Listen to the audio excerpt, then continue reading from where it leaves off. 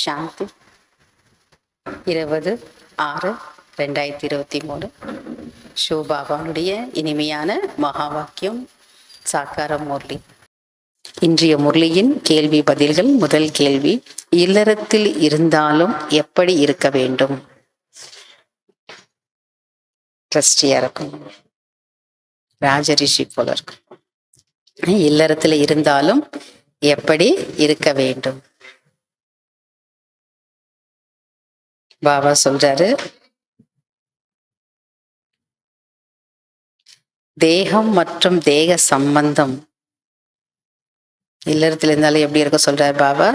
தேகம் மற்றும் தேக சம்பந்தம் எதுவெல்லாம் உங்களிடம் இருக்கிறதோ அதன் மீது மோகத்தை விட்டு விடுங்கள் அல்லது பற்றை விட்டு விடுங்கள்.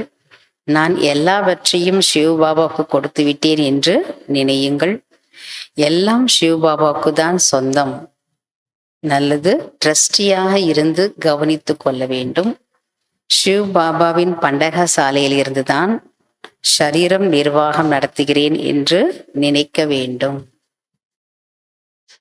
இரண்டாவது கேள்வி, உயிருடன் வாழ்ந்து கொண்டே இறப்பது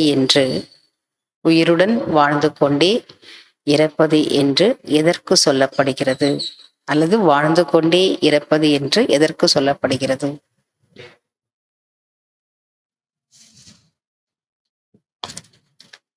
எந்த குழந்தைகள் எல்லாம் பாபாவுக்கு சொந்தம் என்று புரிந்து இருக்கிறார்களோ, எந்த குழந்தைகள் எல்லாம் பாபாவுக்கு சொந்தம் என்று புரிந்திருக்கிறார்களோ அவர்கள் பாபாவிடம் ஆலோசனை கேட்பார்கள்.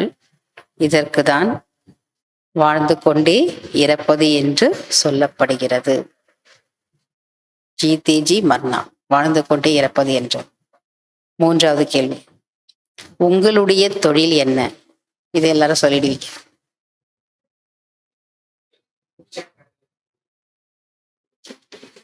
விஷக்கடலிலிருந்து விகார புழுக்களை எடுத்து வந்து ஞானத்தை பூம் பூம் என்று சொல்வது உங்களுடைய தொழிலாகும். கொலவி போல கொலவி இருந்த புழுக்களை கொண்டு வந்து தனக்கு சமமா கொலவியா பறக்க வைக்குது இல்லையா? அதை போல பாபா சொல்றார், உங்களுடைய தொழில் என்ன? விஷக்கடலிலிருந்து விகார புழுக்களை எடுத்து வந்து ஞானத்தை பூம் பூம் என்று சொல்வது உங்களுடைய தொழிலாகும். உலகத்துல இருக்கவங்க எல்லாரும் விகார சேத்துல மாட்டிட்டு இருக்காங்க இல்லையா? அப்ப அவங்களுக்கு நீங்க ஞானம் சொல்லி சொல்லி அவங்களை என்ன பண்ணணும்?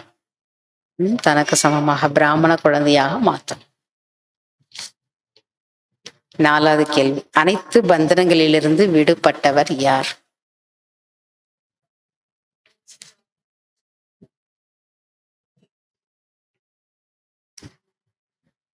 பறக்கும் கலையின் வரதானம்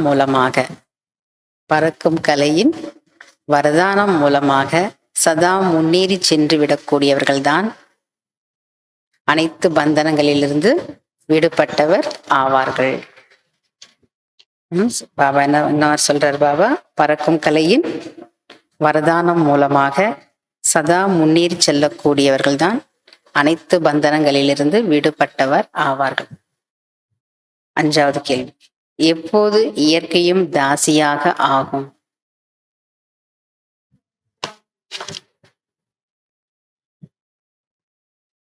யாரிடம் அனைத்து சக்திகளின் ஸ்டாக் இருக்கிறதோ அவர்களுக்கு இயற்கையும் தாசி ஆகிவிடும். fill in the blanks. First, நீங்கள் டேஷ் போவதற்கு தயார் செய்து கொண்டிருக்கிறீர்கள்.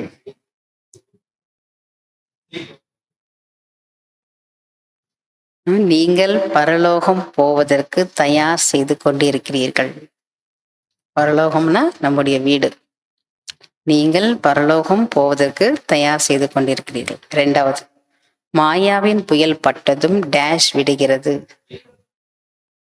மாயாவின் புயல் பட்டதும் தீபம் அணைந்து விடுகிறது. மூன்றாவது, தந்தையினுடையவர் ஆகுவது என்றாலே டேஷ் வரதானம் உடையவர் ஆகுவது ஆகும். தந்தையினுடையவர் ஆகுவது என்றாலே பறக்கும் கலையின் வரதானம் உடையவர் ஆகுவது ஆகும். நான்காவது, சர்வசக்திவான் தந்தையின் துணை இருந்தது என்றால் டேஷ் முன்னால் இருப்பீர்கள். சர்வசக்திவான் தந்தையின் துணை இருந்தது என்றால் ஒவ்வொரு அடியிலும் முன்னால் இருப்பீர்கள். 5வது, இது டேஷ் என்பது சதா நினைவில் இருக்க வேண்டும். இது வானப்பிரஸ்த நிலை என்பது சதா நினைவில் இருக்க வேண்டும். அச்சா. ஓம் சாந்தி. தேங்க்யூ பாபா.